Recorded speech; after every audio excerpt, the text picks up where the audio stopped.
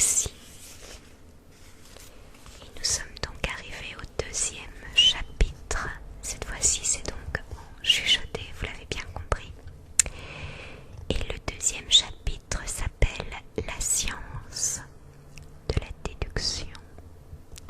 La science de la déduction. C'est parti.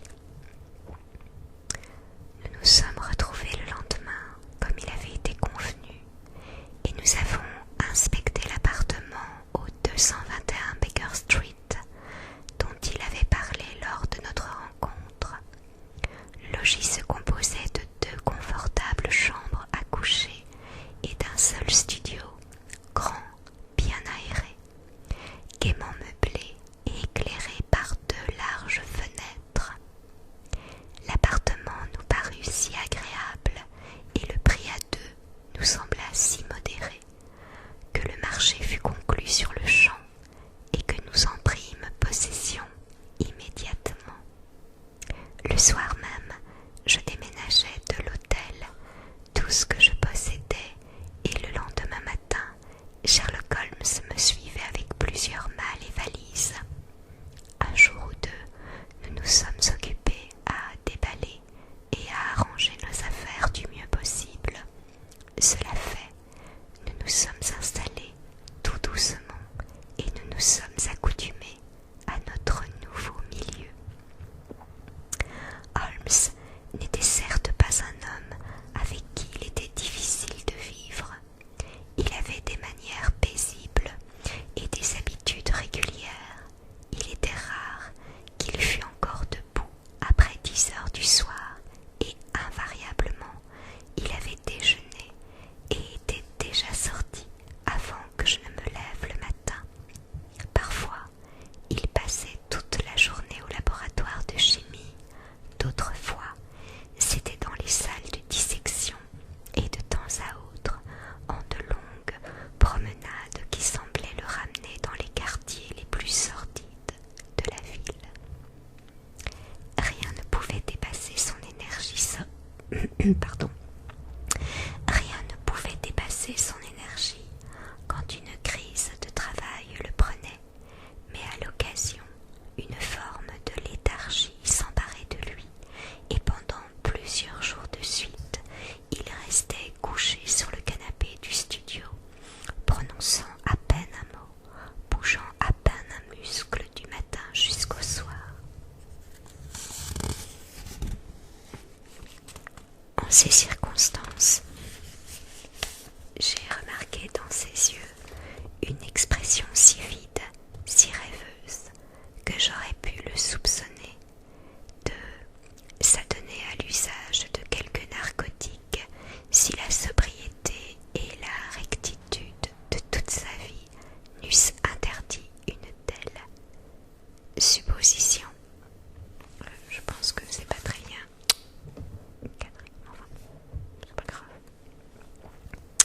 À mesure que les semaines s'écoulaient, l'intérêt et la curiosité avec lequel je me demandais quel but il poursuivait devinrent peu à peu plus grands et plus profonds. Sa personne même et son aspect étaient tels qu'il ne pouvait pas ne pas attirer l'attention de l'observateur le plus fortuit. Il mesurait un peu plus d'1,80 m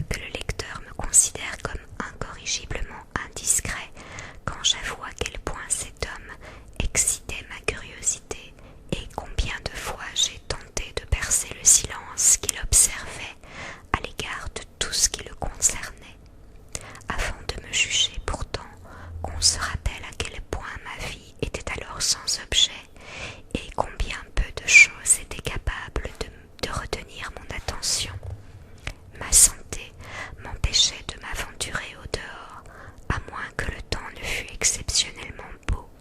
Je n'avais aucun ami qui vint me rendre visite et rompre la monotonie de mon existence quotidienne. Dans ces conditions, j'accueillais avec empressement le petit mystère qui entourait mon compagnon et je passais une grande partie de mon temps à m'efforcer de le résoudre. Il n'étudiait pas la médecine. Lui-même, en réponse à une question, m'avait confirmé l'opinion de Stamford à ce sujet. Il semblait n'avoir suivi aucune série de cours qui fussent de nature à lui valoir un diplôme dans une science quelconque ou à lui ouvrir l'accès des milieux scientifiques. Et pourtant, son zèle pour certaines études était remarquable, et dans certaines limites, ses connaissances étaient si extraordinairement vastes et minutieuses que ses observations m'ont bel et bien étonné.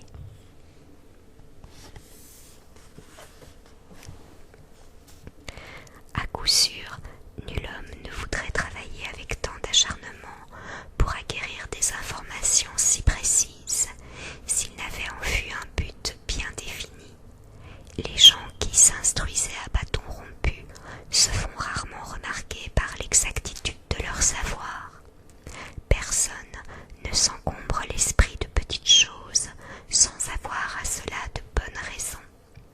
Son ignorance était aussi remarquable que sa science, de la littérature contemporaine, de la philosophie, de la politique.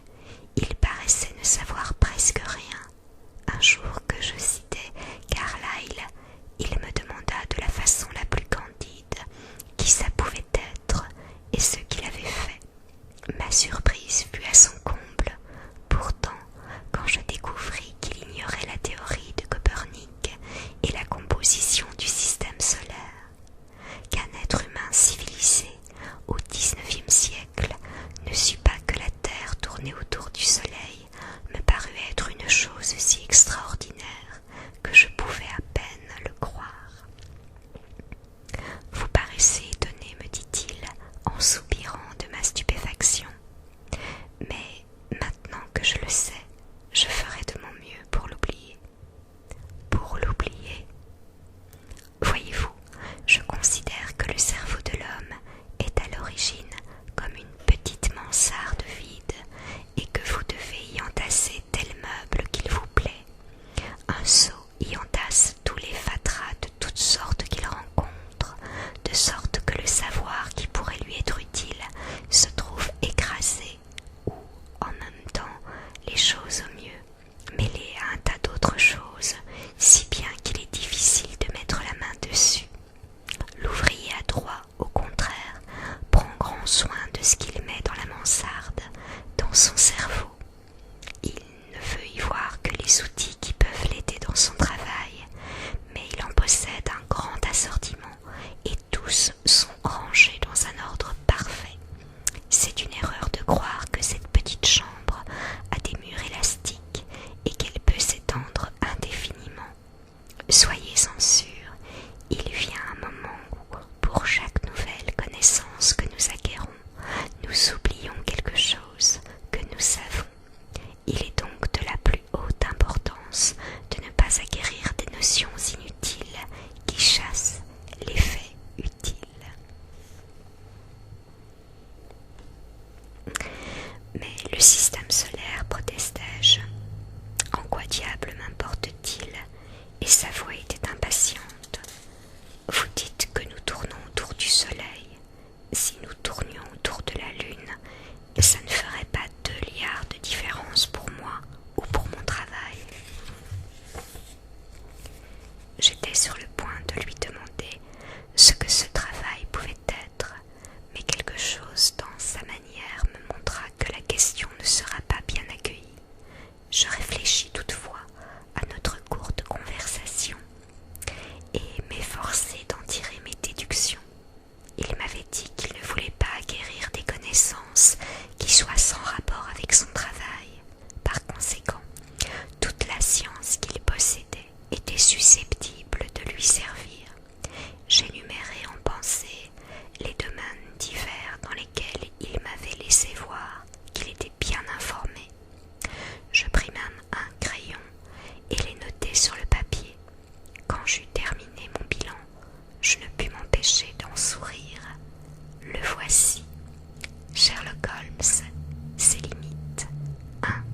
connaissances en littérature, néant.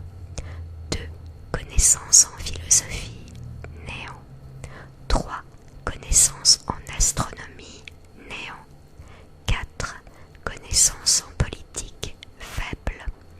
5. Connaissances en botanique, médiocre. Connais bien la belladone, l'opium et les poisons en général. Ignore tout du jardinage. 6. Connaissances en géologie, pratique mais limitée. Dis au premier coup d'œil les différentes espèces de sol. Après certaines promenades, a montré des taches sur son pantalon et m'a dit en raison de leur couleur et de leur consistance de quelle partie de Londres elles provenaient. 7. Connaissances en chimie, très fort. 8. Connaissances en anatomie, précis mais sans système. 9.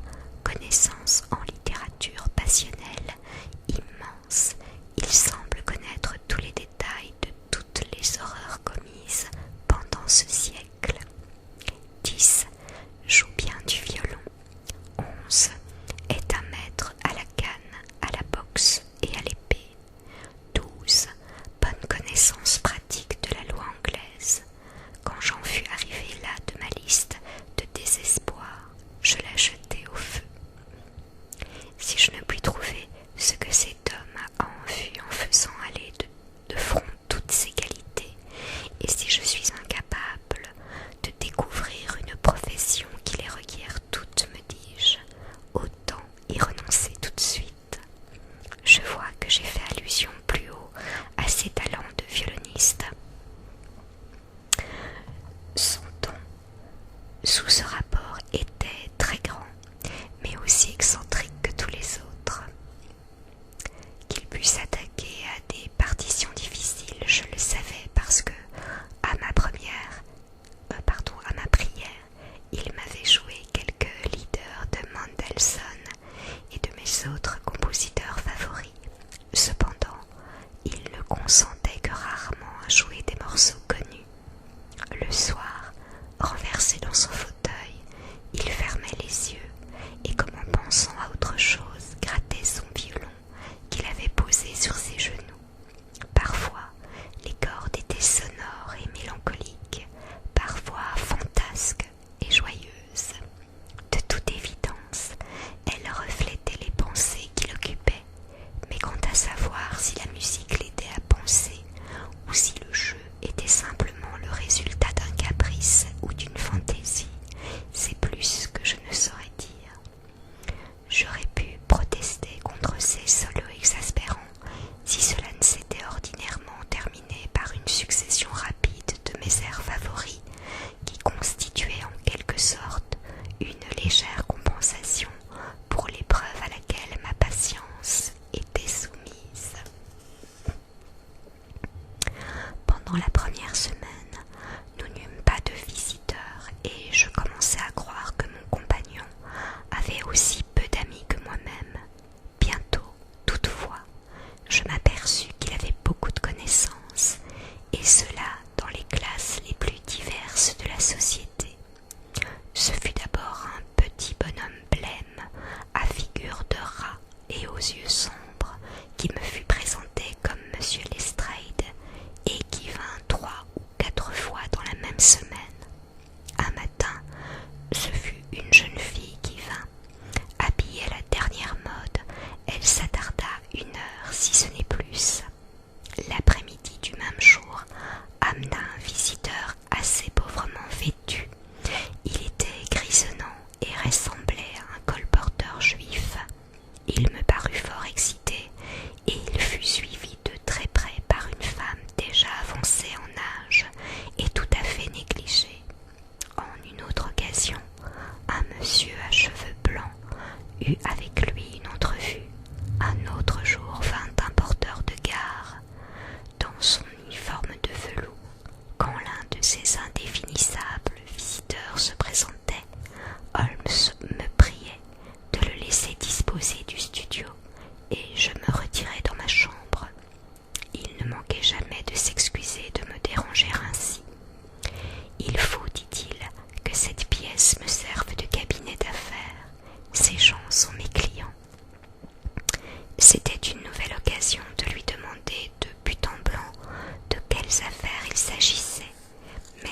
Mes scrupules m'empêchaient de forcer un autre homme à se confier à moi. Je m'imaginais alors qu'il avait de graves raisons de ne pas y faire allusion. Toutefois, il dissipa bientôt cette idée en abordant lui-même ce sujet. C'était, j'ai des bonnes raisons de m'en souvenir, le 4 mars. Ce jour-là, je m'étais levée un peu plus tôt que d'habitude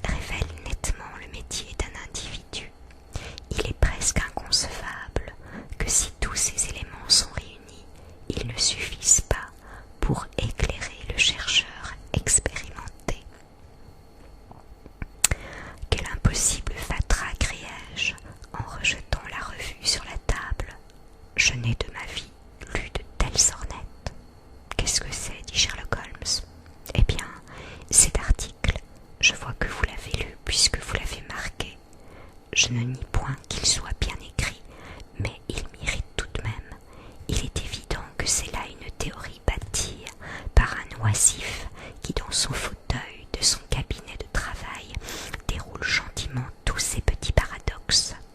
J'aimerais le coincer dans un wagon de seconde classe du métro pour lui demander de me dire les métiers de tous les voyageurs.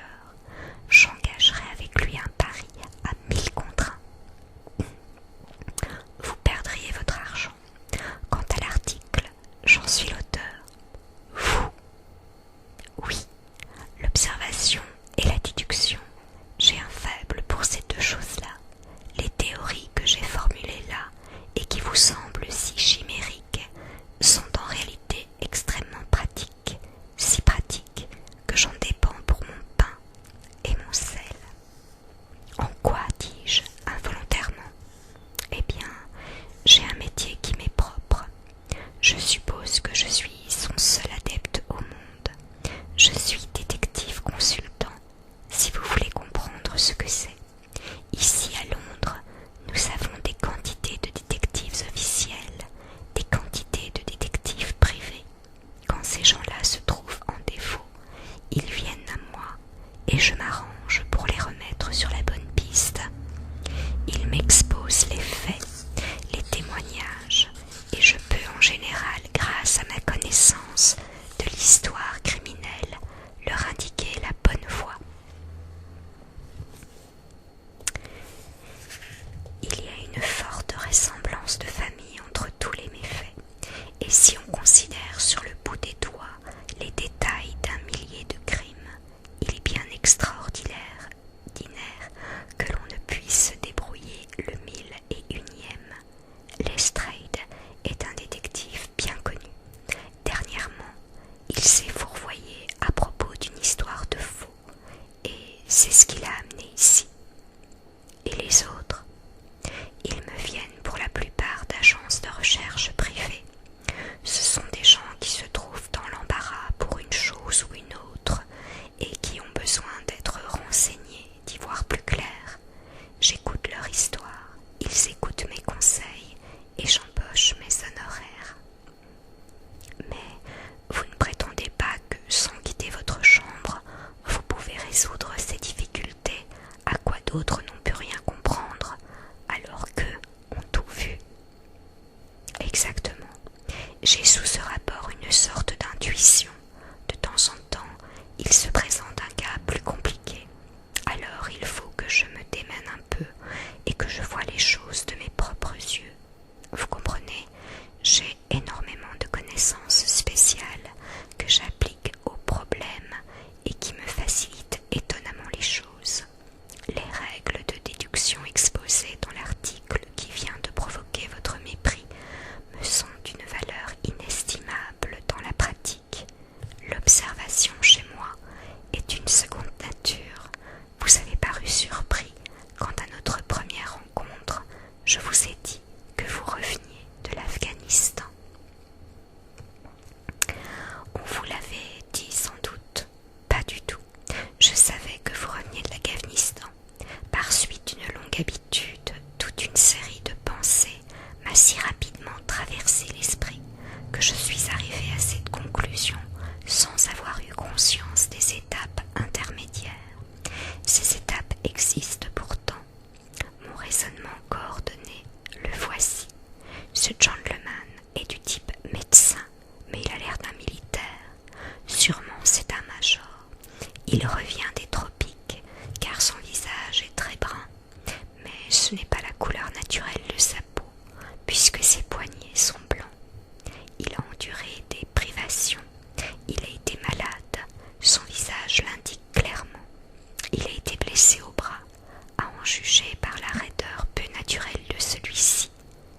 Dans quelle partie des tropiques un major de l'armée anglaise peut-il avoir subi tant de privations et avoir été blessé au bras? Évidemment, en Afghanistan. Tout cet enchaînement de pensées n'a pas pris une seconde, et je vous ai fait remarquer que vous veniez de l'Afghanistan, dont vous avez été étonné. Expliquez ainsi. C'est assez simple, dis-je en souriant. Vous me rappelez le Dupin d'Edgar Poe. Je ne supposais pas qu'un type de ce genre existait en dehors des romans.